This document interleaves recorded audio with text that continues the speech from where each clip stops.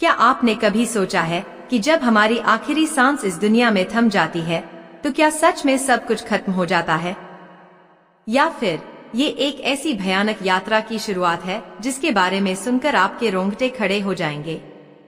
एक ऐसी यात्रा जहां आपके द्वारा किया गया हर छोटा बड़ा पाप एक जीती जागती हकीकत बनकर आपके सामने खड़ा हो जाता है।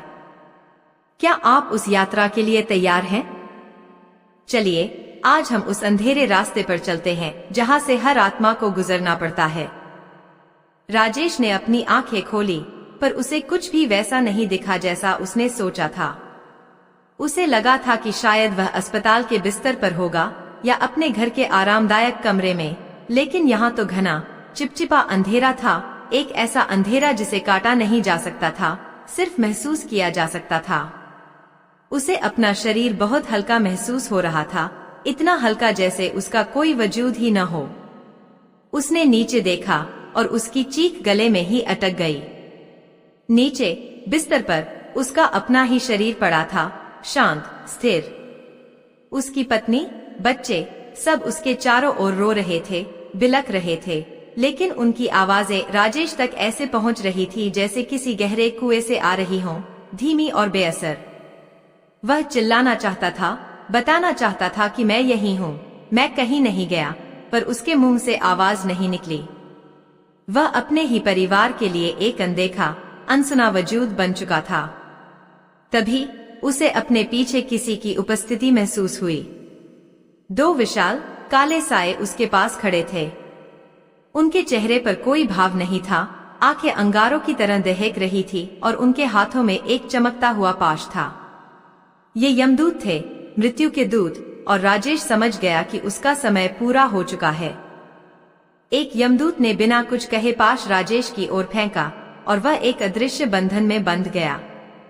उसे एक जोर का खिंचाव महसूस हुआ और वह अपने रोते बिलखते परिवार, अपने प्यारे घर और अपनी बेजान देह को पीछे छोड़ता हुआ उस अंधीन अंधेरे में खिंचता चला गया। यह यमलोक की यात्रा की शुरुआत थी, एक ऐसी यात्रा जो लगभग 86,000 योजन लंबी है और जिसे आत्मा को पैदल ही तय करना होता है।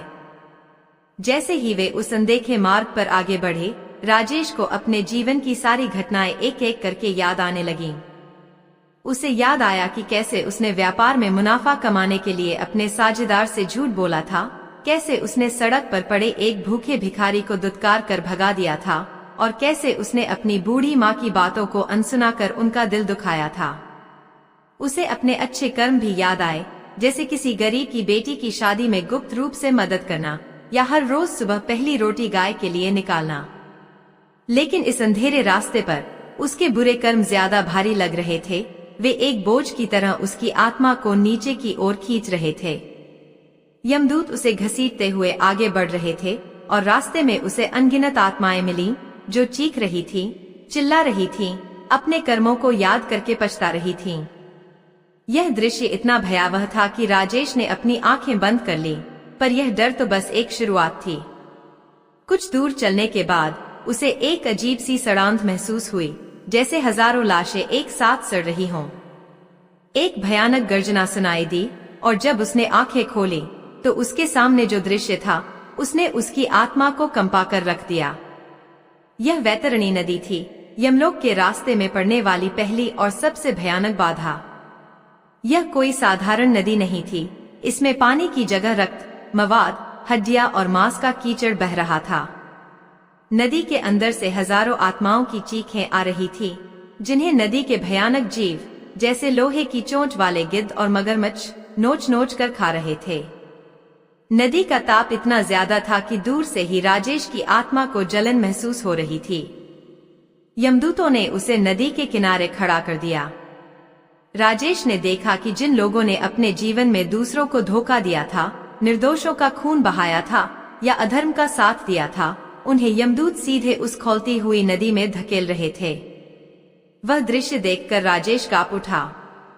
उसे अपना वह झूठ याद आया जो उसने अपने साझेदार से बोला था, उसे वह गुस्सा याद आया जिसमें उसने अपने कर्मचारी पर हाथ उठा दिया था।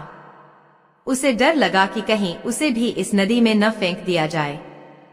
उसने मन ही मन ईश्वर से प्रार्थना की अपने उन पुण्य कर्मों को याद किया जो उसने निस्वार्थ भाव से किए थे। शायद यही कारण था कि यमदूतों ने उसे नदी में नहीं फेंका, बल्कि उसे किनारे किनारे उस असहनीय दुर्गंध और चीखों के बीच से आगे ले जाने लगे।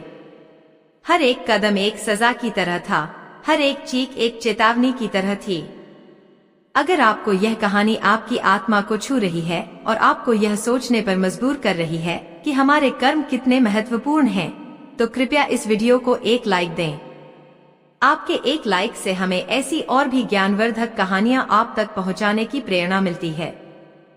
वैतरणी नदी को पार करने के बाद रास्ता और भी कठिन हो गया।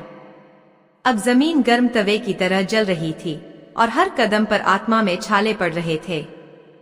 राजेश को लगा कि शायद सबसे बुरा वक्त गुजर गया, लेकिन वह गलत था। आगे चलकर उसे एक विशाल चमकता हुआ दर्पण दिखाई दिया। यह कोई साधारण दर्पण नहीं था, यह कर्म दर्पण था। जैसे ही राजेश उसके सामने पहुंचा, दर्पण में उसका अपना चेहरा नहीं, बल्कि उसके जीवन के कर्म दिखाई देने लगे। लेकिन यह सिर्फ एक चलचित्र नहीं था, यह एक अनुभव था। जब दर्पण में वह दृश्य आया जहां उसने अपने बूढ़े पिता को अपमानित किया था, तो राजेश ने अपने पिता का दर्द, उनकी बेबसी और उनकी आंखों के आंसू अपनी आत्मा में महसूस किए। जब उसने एक जरूरतमंद को पैसे देने से इनकार कर दिया था, तो उसे उस व्यक्ति की भूख और लाचारी का एहसास हुआ। हर एक पाप, हर एक गलती जिसे वह भूल चुका था, वह अब सिर्फ देख नहीं रहा था, बल्कि उसे जी रहा था, उस दर्द को महसूस कर रहा था जो उसने दूसरों को दिया था। यह शारीरिक यातना से कहीं ज्यादा पीड़ादायक था। यह आत्मग्लानि की आग थी जो उसकी आत्मा को अंदर ही अंदर जला रही थी। वह चीखना चाहता था, माफी मांगना चाहता था, पर अब बहुत देर हो चुकी थी। इस कहानी के माध्यम से हम यह समझने की कोशिश कर रहे हैं कि हमारे शास्त्रों में वर्णित बातें केवल कहानियां नहीं, बल्कि जीवन जीने की कला सिखाने वाले गहरे संदेश हैं। अगर आप भी इस बात से सहमत हैं, तो कमेंट्स में जय श्री हरि या हर हर महादेव जरूर लिखें और हमारे चैनल को सब्सक्राइब करना न भूलें, ताकि आप ऐसी आध्यात्मिक यात्रा का हिस्सा बने रहें।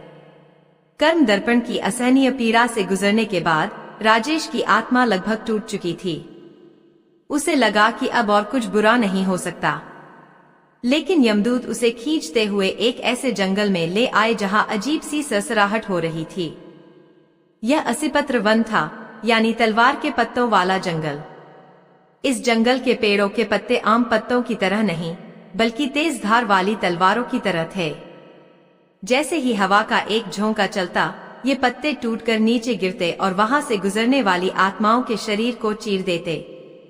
यह उन आत्माओं के लिए सजा थी जिन्होंने अपने जीवन में धर्म और कर्तव्य के मार्ग का त्याग किया था, जिन्होंने प्रकृति को नुकसान पहुंचाया था या जिन्होंने अपने ज्ञान का दुरुपयोग किया था। राजेश को याद आया कि कैसे उसने अपने घर के सामने लगे एक पुराने पेड़ को सिर्फ इसलिए कटवा दिया था क्योंकि उसे अपनी गाड़ी पार्क करने में दिक्कत होती थी। उसे याद आया कि कैसे उसने अपने बच्चों को सिखाया कि सफलता पाने के लिए थोड़ा बहुत झूठ बोलना गलत नहीं है। हवा का एक तेज झोंका आया और तलवार जैसे हजारों पत्ते राजेश की आत्मा पर बरस पड़े। हर एक घाव उसे उसके एक एक गलत कर्म की याद दिला रहा था। यह दर्द उसे यह सिखा रहा था कि इस सृष्टि में हर क्रिया की एक प्रतिक्रिया होती है और किसी को भी उसके कर्मों के फल से बचाया नहीं जा सकता। यह कहानी हमें यह याद दिलाने के लिए है कि हमारा हर कर्म, चाहे वह अच्छा हो या बुरा, कहीं न कहीं दर्ज हो रहा है। इस वीडियो को पूरा देखें, क्योंकि अंत में हम उस रहस्य से पर्दा उठाएंगे कि इन भयानक यातनाओं के बाद आत्मा के साथ क्या होता है और क्या पुण्य कर्मों का कोई फल मिलता भी है या नहीं। असिपत्र वन के अनगिनत घावों को सहते हुए, लहूलुहान और टूटी हुई आत्मा के साथ राजेश आखिरकार उस भयानक जंगल से बाहर निकला। अब तक की यात्रा ने उसके अहंकार, उसके घमंड और उसकी हर सांसारिक अकड़ को चूर चूर कर दिया था। उसे अब न अपने धन पर गर्व था, न अपने पद पर और न ही अपनी चतुराई पर। उसके सामने अब केवल उसके कर्मों का नग्न सत्य था। जैसे ही वह जंगल से बाहर आया, उसे दूर एक विशाल और भव्य संरचना दिखाई दी, जिसके द्वार इतने ऊंचे थे कि वे आकाश को छूते हुए लग रहे थे। उस संरचना के चारों ओर एक अलौकिक, लेकिन भयभीत कर देने वाला तेज था। यमदूतों ने उसे उसी दिशा में धकेलना शुरू कर दिया। राजेश समझ गया था कि वह अपनी यात्रा के अंतिम पड़ाव पर पहुंच चुका है। यह धर्मराज यमराज का दरबार था, वह स्थान जहां हर आत्मा के पाप और पुण्य का अंतिम हिसाब होता है। उसके दिल में एक आखिरी सवाल कौंध रहा था, क्या मेरे द्वारा किए गए थोड़े से पुण्य कर्म इन भयानक पापों के बोझ को कम कर पाएंगे? क्या मुझे क्षमा मिलेगी, या फिर यह तो बस नरक की यातनाओं की एक झलक मात्र थी? क्या राजेश के पुण्य कर्म उसे बचा पाएंगे? यमराज के दरबार में चित्रगुप्त जब उसके कर्मों का लेखा जोखा खोलेंगे तो क्या होगा? क्या उसे मुक्ति मिलेगी या उसे नरक की आग में जलना होगा? यह सब जानने के लिए आपको कहानी को पूरा देखना होगा। यह जानने के लिए कि राजेश की आत्मा का अंतिम निर्णय क्या हुआ, हमारे चैनल को अभी सब्सक्राइब करें और बेल आइकॉन को दबा दें ताकि आप कोई नई वीडियो मिस न करें। राजेश की आत्मा असिपत्र वन के अनगिनत घावों से जर्जर यमदूतों के साथ खिंचती हुई उस विशाल तेजोमय संरचना के द्वार पर पहुंची, जिसके ऊपर धर्मराज का दरबार अंकित था। वह द्वार इतना ऊंचा था कि उसका अंत दिखाई नहीं देता था और उससे निकलती हुई ऊर्जा में न्याय का भय और धर्म का तेज एक साथ महसूस हो रहा था। यहाँ पहुंचकर यमदूतों की पकड़ ढीली पड़ गई, जैसे उनका काम बस आत्मा को यहाँ तक पहुँचाना ही था। राजेश ने कांपते हुए अंदर कदम रखा और जो दृश्य उसने देखा वह उसकी कल्पना से परे था। यह कोई पत्थरों से बना दरबार नहीं था, यह स्वयं धर्म और न्याय के तत्वों से बना था। दरबार के केंद्र में एक ऊंचे काले सिंहासन पर स्वयं धर्मराज यमराज विराजमान थे। उनका स्वरूप अत्यंत भव्य और गंभीर था। उनकी त्वचा का रंग गहरे मेघों जैसा था और उनकी आंखों में करोड़ों सूर्यों का तेज था, एक ऐसा तेज जो आत्मा के हर कोने में छिपे पाप और पुण्य को एक ही दृष्टि में देख सकता था। उनके चेहरे पर न क्रोध था न करुणा, केवल परम न्याय का भाव था। उनके बाईं ओर एक विचित्र से आसन पर एक दिव्य पुरुष बैठे थे, जिनके हाथ में एक विशाल अंतहीन पुस्तक थी और एक कलम थी जो अपने आप चल रही थी। ये देव चित्रगुप्त थे, हर प्राणी के हर क्षण, हर विचार और हर कर्म के लेखाकार। दरबार में अनगिनत गण, दूत और अन्य दिव्य आत्माएं खड़ी थी, सब मौन, सब उस परम न्याय की प्रक्रिया के साक्षी बनने को तैयार। जैसे ही राजेश ने दरबार में प्रवेश किया, पूरे वातावरण में एक गंभीर शांति छा गई और सबकी निगाहें उस पर टिक गईं। उसे लगा जैसे वह नग्न खड़ा हो, उसकी आत्मा पर लगे हर दाग को, हर घाव को, हर पुण्य की हल्की सी चमक को वहां मौजूद हर कोई देख सकता था। तभी धर्मराज यमराज की गंभीर मेघों के गर्जन जैसी आवाज पूरे दरबार में गूंज उठी। हे जीवात्मा, तुम अपनी काया का त्याग कर अपने कर्मों की गठरी लेकर मेरे सम्मुख उपस्थित हुए हो। यहाँ न कोई पद है, न कोई धन, न कोई संबंध। यहाँ केवल एक ही सत्य है, कर्म। हे चित्रगुप्त, इस आत्मा के जीवन का लेखा जोखा प्रस्तुत किया जाए। यमराज का आदेश पाते ही देव चित्रगुप्त ने अपनी विशाल पुस्तक का वह पृष्ठ खोला जिस पर राजेश नाम अंकित था। उन्होंने बोलना शुरू किया और उनकी आवाज में कोई भावना नहीं थी, वह बस तथ्यों को पढ़ रहे थे, लेकिन हर एक शब्द राजेश की आत्मा में एक भाले की तरह चुभ रहा था। राजेश, पुत्र श्रीमान हरिकिशन, आयु 52 वर्ष। कर्म लेखा प्रारंभ होता है। चित्रगुप्त ने सबसे पहले पापों की सूची पढ़नी शुरू की। इन्होंने अपने व्यापार को बढ़ाने के लिए अपने साझेदार से मिथ्या वचन कहे, जिससे इनके साझेदार को भारी आर्थिक हानि हुई और उसका परिवार कई वर्षों तक कष्ट में रहा। जैसे ही चित्रगुप्त ने यह कहा, दरबार के बीचों बीच एक धुंधला सा दृश्य उभर आया। राजेश ने देखा कि उसका साझेदार रमेश अपने बच्चों की स्कूल की फीस न भर पाने के कारण रो रहा है, उसकी पत्नी अपने गहने बेच रही है। राजेश ने केवल वह दृश्य देखा नहीं, बल्कि उसने रमेश के हृदय की पीड़ा, उसकी बेबसी और उसके परिवार के हर एक आंसू का दर्द अपनी आत्मा में महसूस किया। वह चीखना चाहता था, कहना चाहता था कि मुझे माफ कर दो, पर उसकी आवाज हलक में ही दबकर रह गई। चित्रगुप्त पढ़ते रहे। इन्होंने अपनी वृद्ध माता के बार बार आग्रह करने पर भी उन्हें तीर्थ यात्रा पर नहीं भेजा और उनके प्रति कठोर वचनों का प्रयोग किया, जिससे उनकी आत्मा को गहरा कष्ट पहुंचा। एक और दृश्य उभरा। राजेश की बूढ़ी माँ, जो अब इस दुनिया में नहीं थी, पूजा घर में बैठी रो रही थी और कह रही थी, हे भगवान, क्या मैंने ऐसा पुत्र जना जो मेरी एक अंतिम इच्छा भी पूरी नहीं कर सकता। राजेश ने अपनी माँ के उस अकेलेपन और उस टूटे हुए दिल का दर्द महसूस किया और आत्मग्लानि की आग उसे जलाने लगी। अगर आपको लगता है कि माता पिता का सम्मान और उनकी सेवा ही सबसे बड़ा धर्म है, तो इस कहानी को एक लाइक जरूर करें और कमेंट में मातृदेवो भव, पितृदेवो भव लिखें। आपका यह छोटा सा कदम हमें यह संदेश फैलाने में मदद करेगा कि हमें अपने बड़ों का सम्मान कभी नहीं भूलना चाहिए। चित्रगुप्त का लेखा जोखा अभी समाप्त नहीं हुआ था। इन्होंने क्रोध में आकर अपने अधीन काम करने वाले एक निर्धन कर्मचारी पर हाथ उठाया, क्योंकि उससे एक छोटी सी भूल हो गई थी। राजेश ने उस कर्मचारी का भयभीत चेहरा और उसकी आंखों में अपमान के आंसू देखे। इन्होंने सड़क पर ठंड से कांपते एक भिक्षुक को दुत्कार कर भगा दिया, जबकि इनके पास उसे देने के लिए एक पुराना कंबल था। राजेश ने उस भिक्षुक की हड्डियों तक को कंपा देने वाली ठंड को महसूस किया। एक एक करके उसके जीवन के सारे छोटे बड़े पाप, जिन्हें वह भूल चुका था या जिन्हें वह मामूली समझता था, एक जीती जागती हकीकत बनकर उसके सामने आ रहे थे और उसे उस दर्द का अनुभव करा रहे थे जो उसने दूसरों को दिया था। वैतरणी नदी, कर्म दर्पण और असिपत्र वन की यातनाएं इन मानसिक और आत्मिक यातनाओं के सामने कुछ भी नहीं थीं। वहां दर्द बाहर से मिल रहा था, यहाँ दर्द अंदर से, उसकी अपनी आत्मा से ही उत्पन्न हो रहा था। जब पापों की सूची समाप्त हुई, तो राजेश की आत्मा शर्म और ग्लानि के बोझ तले लगभग कुचल चुकी थी। उसे लगा कि अब उसके लिए नरक के द्वार खुलने में कोई संशय नहीं है। दरबार में एक भयानक सन्नाटा था और राजेश को अपने अंत का इंतजार था। तभी चित्रगुप्त ने पुस्तक का दूसरा भाग पढ़ना शुरू किया। अब पुण्य कर्मों का लेखा जोखा। राजेश ने आश्चर्य से सिर उठाया। उसे तो याद भी नहीं था कि उसने कोई पुण्य कर्म भी किए हैं। चित्रगुप्त ने कहा, इन्होंने अपने पड़ोस में रहने वाली एक निर्धन कन्या के विवाह के लिए गुप्त रूप से धन की व्यवस्था की, जिससे उस परिवार का सम्मान बच गया। एक और दृश्य उभरा। वह लड़की और उसके माता पिता, जिनकी आंखों में खुशी के आंसू थे, किसी अनदेखे दानवीर को दुआएं दे रहे थे।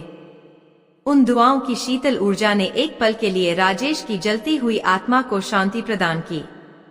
इन्होंने अपने जीवन काल में प्रतिदिन पहली रोटी गाय के लिए और आखिरी रोटी कुत्ते के लिए निकालने का नियम निभाया। राजेश ने उन मूक पशुओं की आंखों में कृतज्ञता का भाव देखा और उनकी आत्मा से निकली तरंगों ने उसे एक सुरक्षा कवच की तरह घेर लिया। एक बार इन्होंने एक घायल पक्षी की सेवा कर उसके प्राणों की रक्षा की थी। इन्होंने अनजाने में ही सही एक प्यासे व्यक्ति को अपने हिस्से का पानी पिलाया था। एक एक करके वे छोटे छोटे पुण्य कर्म, जिन्हें राजेश ने कभी कोई महत्व नहीं दिया था, अब एक विशाल पर्वत की तरह उसके पक्ष में खड़े हो रहे थे। हर पुण्य कर्म के वाचन के साथ दरबार में एक हल्की दिव्य रोशनी फैल जाती और राजेश की आत्मा पर लगे पापों के कुछ दाग हल्के पड़ जाते। जब चित्रगुप्त ने पुण्य कर्मों का लेखा जोखा समाप्त किया, तो दरबार में फिर से शांति छा गई, लेकिन इस बार की शांति में भय नहीं, बल्कि एक प्रतीक्षा थी, अंतिम न्याय की प्रतीक्षा। यह कहानी हमें सिखाती है कि कोई भी कर्म, चाहे वह कितना भी छोटा क्यों न हो, व्यर्थ नहीं जाता। अगर आप भी इस ईश्वरीय न्याय में विश्वास रखते हैं, तो हमारे चैनल को अभी सब्सक्राइब करें, क्योंकि हम ऐसी ही ज्ञानवर्धक और आत्मा को जगाने वाली कहानियां आपके लिए लाते रहते हैं। अब सबकी नजरें धर्मराज यमराज पर थीं। राजेश ने अपनी सारी शक्ति बटोरकर उनकी ओर देखा। उसकी आंखों में भय भी था और एक क्षीण सी आशा भी। यमराज ने अपनी गंभीर दृष्टि उस पर डाली और बोले, हे राजेश, तुमने अपने कर्मों का लेखा जोखा स्वयं देखा और अनुभव किया। कर्म का विधान अटल है। तुमने जो पाप किए, उनकी पीड़ा तुमने मार्ग में और यहाँ इस सभा में भोगी है। वैतरणी की अग्नि, कर्म दर्पण की ग्लानि और असिपत्र वन के घाव तुम्हारे ही कर्मों के प्रतिफल थे। तुमने अपने झूठ से दूसरे के परिवार को कष्ट दिया, इसलिए तुम्हें आत्मग्लानि की अग्नि में जलना पड़ा। तुमने अपनी माता का हृदय दुखाया, जो जगत जननी का स्वरूप है। यह एक बड़ा पाप है। तुमने क्रोध और अहंकार में निर्बलों पर अत्याचार किया। इन पापों का दंड तुम्हें अवश्य भोगना होगा। यह सुनकर राजेश की बची खुची आशा भी समाप्त हो गई। वह कांपते हुए न्याय के उस अंतिम प्रहार को सहने के लिए तैयार हो गया। लेकिन तभी यमराज की आवाज में एक हल्की सी कोमलता आई। किंतु कर्म का विधान केवल दंड नहीं देता, वह पुरस्कार भी देता है। तुमने जो गुप्त दान दिया, उस एक कर्म ने तुम्हें वैतरणी नदी में डूबने से बचाया। तुमने जो मूक पशुओं की निस्वार्थ सेवा की, उनके आशीर्वाद ने तुम्हें असिपत्र वन के अनगिनत घावों को सहने की शक्ति दी। तुम्हारे पुण्य कर्मों ने तुम्हारे पापों के प्रभाव को पूरी तरह समाप्त तो नहीं किया है, लेकिन उन्होंने तुम्हारे लिए शुद्धि का एक मार्ग खोल दिया है। यमराज ने आगे कहा, इसलिए तुम्हारा न्याय यह है कि तुम्हें अपने बचे हुए पापों का क्षय करने के लिए कुछ काल तक संदंश नामक नरक में व्यतीत करना होगा, जहां तुम्हें अपने क्रोध और अहंकार की शुद्धि का अवसर मिलेगा। यह दंड तुम्हारी आत्मा को कष्ट देने के लिए नहीं, बल्कि उसे निर्मल बनाने के लिए है, जैसे सोना आग में तपकर ही कुंदन बनता है। उस अवधि के पूर्ण होने के पश्चात तुम्हारे पुण्य कर्मों के फलस्वरूप तुम्हें कुछ काल के लिए पितृलोक में स्थान मिलेगा, जहां तुम अपने पूर्वजों से मिल सकोगे और शांति का अनुभव कर सकोगे। उसके बाद तुम्हारे कर्मों के शेष फल के अनुसार तुम्हें पुनः मृत्युलोक यानी पृथ्वी पर एक नया जन्म प्रदान किया जाएगा, जहां तुम्हें अपने अधूरे कर्तव्यों को पूरा करने और अपनी आत्मा को और उन्नत बनाने का एक और अवसर मिलेगा। यह सुनकर राजेश की आत्मा में एक साथ कई भाव उमड़े। उसे दंड का भय था, लेकिन उसे शुद्धि का आश्वासन भी मिला। उसे नरक की पीड़ा का डर था, लेकिन उसे एक नए जीवन की आशा भी मिली। उसने समझ लिया कि यह अंत नहीं है, यह तो एक रूपांतरण है, एक शुद्धिकरण की प्रक्रिया है। उसने झुके हुए सिर से धर्मराज के न्याय को स्वीकार किया। यमराज ने यमदूतों को आदेश दिया, इस आत्मा को इसके नियत स्थान पर ले जाओ। इस बार यमदूतों ने उसे घसीटा नहीं, बल्कि सम्मान पूर्वक उसे दरबार से बाहर ले जाने लगे। राजेश जब दरबार से बाहर निकला तो उसका हृदय शांत था। उसे पता था कि आगे का मार्ग कठिन है, लेकिन उसे यह भी विश्वास था कि उस मार्ग के अंत में प्रकाश है, एक नई शुरुआत है। वह अब उस यात्रा के लिए तैयार था, न केवल भय से, बल्कि एक गहरी समझ और स्वीकृति के साथ। संदंश नरक कैसा दिखता है? वहां आत्मा को किस प्रकार की यातनाओं से गुजरकर अपनी शुद्धि करनी पड़ती है, और उस शुद्धि के बाद जब राजेश पितृलोक पहुंचेगा तो वहां का अनुभव कैसा होगा? क्या वह अपनी मां की आत्मा से मिलकर उनसे क्षमा मांग पाएगा? और सबसे महत्वपूर्ण, उसे अगला जन्म किस रूप में और कहां मिलेगा? इन सभी रहस्यों से पर्दा उठाने के लिए हम तैयार हैं, इसलिए आपके वीडियो पूरी देखनी होगी। यह जानने के लिए कि आत्मा की शुद्धि की प्रक्रिया कैसी होती है, हमारे चैनल को तुरंत सब्सक्राइब करें और बेल आइकॉन को दबाना न भूलें, ताकि आप इस कहानी का अंत सबसे पहले देख सकें।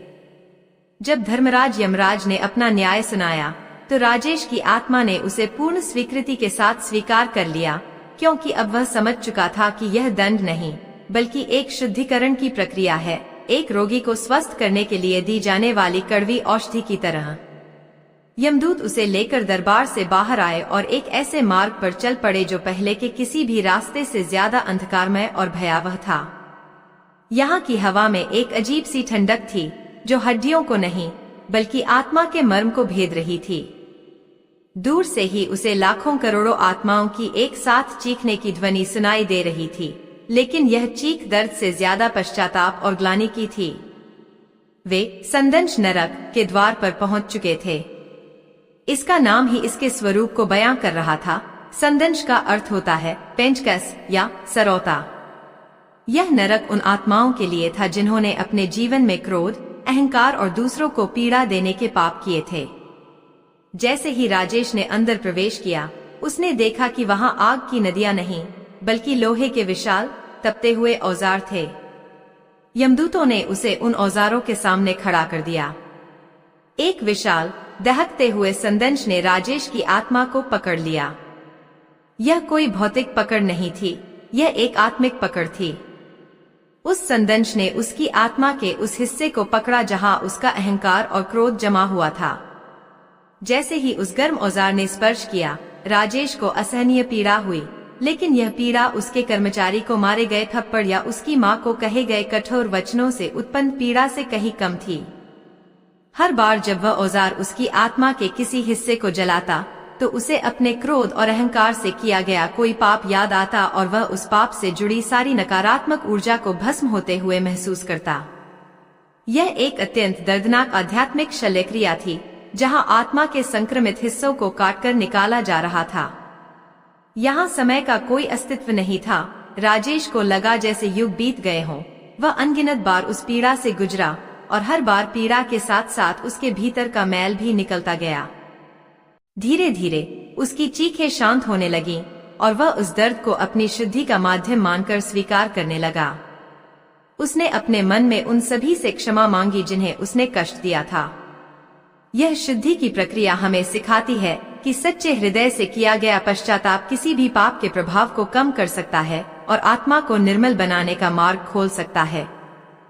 अगर आप भी इस बात से सहमत हैं कि हर किसी को अपनी गलतियों को सुधारने का एक अवसर मिलना चाहिए, तो कमेंट्स में हरि ओम लिखकर इस सार्वभौमिक सत्य के प्रति अपनी आस्था प्रकट करें। जब राजेश की आत्मा क्रोध और अहंकार के मैल से पूरी तरह निर्मल हो गई, तो उस दहकते हुए संदंश ने उसे मुक्त कर दिया। उसकी आत्मा अब पहले से कहीं ज्यादा हल्की और पारदर्शी महसूस हो रही थी। नरक का अंधकार छंटने लगा और यमदूत उसे एक नए मार्ग पर ले चले। यह मार्ग ऊपर की ओर जा रहा था और जैसे जैसे वे आगे बढ़ते, अंधकार की जगह एक शीतल स्निग्ध प्रकाश लेता जा रहा था, जैसे पूर्णिमा की चांदनी हो। हवा में चंदन और कपूर की मिलीजुली सुगंध थी और एक दिव्य संगीत की मंद मंद लहरियां सुनाई दे रही थीं। वे पितृलोक में प्रवेश कर रहे थे। यह स्वर्ग नहीं था, बल्कि एक शांत, सौम्य और प्रतीक्षा का लोक था, जहां पुण्य आत्माएं अपने कर्मों का शुभ फल भोगकर या तो मुक्ति की ओर अग्रसर होती हैं, या फिर एक नए जन्म की प्रतीक्षा करती हैं। यहाँ पहुँचते ही राजेश की आत्मा ने एक असीम शांति का अनुभव किया, ऐसी शांति जो उसने अपने पूरे जीवन में कभी महसूस नहीं की थी। उसके सारे घाव भर चुके थे, सारी पीड़ा समाप्त हो चुकी थी। उसने देखा कि वहाँ अनगिनत आत्माएं शांत भाव से ध्यान में लीन हैं। उनके चेहरे पर एक दिव्य तेज और संतोष का भाव है। ये वे पूर्वज थे जिनके वंशज पृथ्वी पर उनके लिए श्राद्ध, तर्पण और प्रार्थना करते हैं, और उन प्रार्थनाओं की ऊर्जा उन्हें यहाँ बल और शांति प्रदान करती है। अपने पूर्वजों का आशीर्वाद हमारे जीवन में एक अदृश्य सुरक्षा कवच की तरह काम करता है। इस कहानी को अपने परिवार और मित्रों के साथ अवश्य साझा करें, ताकि वे भी पितरों के प्रति अपने कर्तव्यों के महत्व को समझ सकें और उनका आशीर्वाद प्राप्त कर सकें। उसी शांत वातावरण में राजेश की नजर एक तेजोमयी आत्मा पर पड़ी, जिसे देखते ही उसका हृदय कांप उठा। वह उसकी माँ थी। यहाँ वह बूढ़ी और कमजोर नहीं, बल्कि एक युवा कांतिमय देवी की तरह लग रही थी। उनके चेहरे पर वही ममतामयी मुस्कान थी, लेकिन अब उसमें कोई सांसारिक चिंता या कष्ट नहीं था, केवल शुद्ध वात्सल्य था। राजेश दौड़कर अपनी आत्मिक गति से उनके चरणों में गिर पड़ा और उसकी आत्मा से बिना आवाज के शब्द निकले, माँ, मुझे क्षमा कर दो। मैंने आपका हृदय दुखाया, मैंने आपकी अंतिम इच्छा पूरी नहीं की। मैं सबसे बड़ा पापी हूँ। उसकी माँ ने उसे उठाया और उनकी आंखों से प्रेम की अमृत वर्षा होने लगी। उन्होंने अपनी शांत, मधुर वाणी में कहा, पुत्र, इस लोक में कोई क्रोध, कोई शिकायत नहीं रहती। जब तुम पृथ्वी पर थे, तो मेरे मन में कष्ट अवश्य हुआ था, क्योंकि वह एक सांसारिक शरीर का धर्म था। लेकिन मेरी आत्मा ने तुम्हें उसी क्षण क्षमा कर दिया था, क्योंकि एक माँ का प्रेम उसके पुत्र के किसी भी अपराध से कहीं ज्यादा बड़ा होता है। तुम्हारा सच्चा पश्चाताप, जो तुमने यमलोक की यात्रा में और नरक की अग्नि में किया है, वही तुम्हारी सबसे बड़ी क्षमा याचना है, और वह मुझ तक पहुंच चुकी है। पुत्र, मैंने यहाँ से सदैव तुम्हारे लिए प्रार्थना की, और तुम्हारे द्वारा किए गए पुण्य कर्मों ने मेरी प्रार्थना को बल दिया। माँ के इन शब्दों ने राजेश की आत्मा पर लगे आखिरी घाव को भी भर दिया। उसे वह शांति मिली जिसकी उसे सबसे ज्यादा जरूरत थी। उसकी माँ ने उसे आशीर्वाद देते हुए कहा, पुत्र, अब तुम्हारे पुनर्जन्म का समय निकट है। इस बार जब तुम पृथ्वी पर जाओ, तो याद रखना कि धन, पद और अहंकार सब यहीं रह जाने वाली वस्तुएं हैं। केवल प्रेम, सेवा और निस्वार्थ कर्म ही तुम्हारी आत्मा के साथ यात्रा करते हैं। अपने कर्तव्यों का पालन करना और हर जीव में ईश्वर का अंश देखना, यही मुक्ति का मार्ग है। अपनी माँ से मिलकर और उनका आशीर्वाद पाकर राजेश की आत्मा अब एक नए जीवन के लिए पूरी तरह से तैयार थी। पितृलोक में अपनी अवधि पूरी करने के बाद राजेश की आत्मा को पुनः धर्मराज के विधान के समक्ष प्रस्तुत किया गया। इस बार वहां भय का वातावरण नहीं था। चित्रगुप्त ने अपनी पुस्तक को देखकर कहा, इस जीवात्मा ने अपने पापों का प्रायश्चित कर लिया है और इसकी आत्मा शुद्ध हो चुकी है। इसके पुण्य कर्मों का फल, विशेषकर उस गुप्त दान का फल जिसके कारण एक परिवार की लाज बची, अब इसे प्रदान किया जाएगा। धर्मराज यमराज ने कहा, हे जीवात्मा, तुमने अपने कर्मों से सीखा है और अपनी आत्मा को निर्मल बनाया है। कर्म के विधान के अनुसार तुम्हें अब पुनः पृथ्वी पर जन्म लेना होगा। चूंकि तुमने अपने जीवन में धन के लिए छल किया था, इसलिए तुम्हें धन का अभाव देखना होगा, लेकिन चूंकि तुमने निस्वार्थ भाव से एक निर्धन की सहायता की थी, इसलिए तुम्हें कभी भी धर्म और संतोष का अभाव नहीं होगा। तुम्हें एक ऐसे परिवार में जन्म मिलेगा जो धनवान नहीं बल्कि धर्मवान होगा।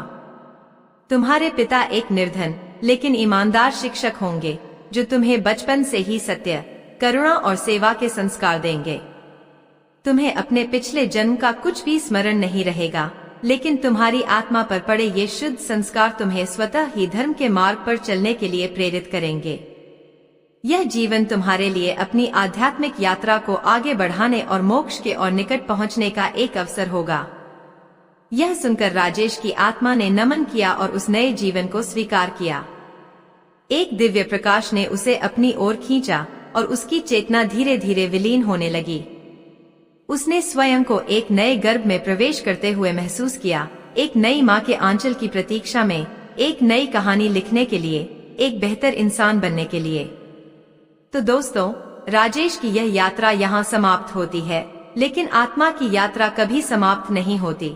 वह तब तक चलती रहती है जब तक उसे परम सत्य यानी मोक्ष की प्राप्ति नहीं हो जाती। यह कहानी हमें गरुड़ पुराण के माध्यम से यही गहरा संदेश देती है कि हमारा हर एक कर्म, हर एक विचार गिना जा रहा है। मृत्यु अंत नहीं बल्कि हमारे कर्मों का दर्पण है। यह हमें डराने के लिए नहीं बल्कि हमें जगाने के लिए है, ताकि हम अपने इस अनमोल जीवन को व्यर्थ न गवाएं और सत्य, धर्म और करुणा के मार्ग पर चलें।